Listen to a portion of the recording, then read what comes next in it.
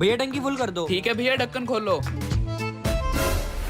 ओ भैया ये क्या कर दिया, डीजल डाल दिया बाइक में। तो आपने ही तो कहा था टंकी फुल कर दो, आपने ये थोड़ी कहा है पेट्रोल डालना है डीजल। अरे भैया आप में दिमाग नहीं है क्या, आपने मेरी बाइक खराब कर दी, अब इसके नुकसान की भरपाई कौन करेगा। भैया वो आपकी सिरदर्दी है, आप जानो, मेरे को तो मेरे पैसे दे दो। ओ भाई किस चीज के पैसे, तूने मेरा पहले इतना नुकसान करा दिया, मेरी बाइक स्टार्ट ही नहीं हो रही। तू मेरे पैसे देता है या पुलिस को बुलाऊं? अबे तू क्या, मैं बुलाता हूँ पुलिस को।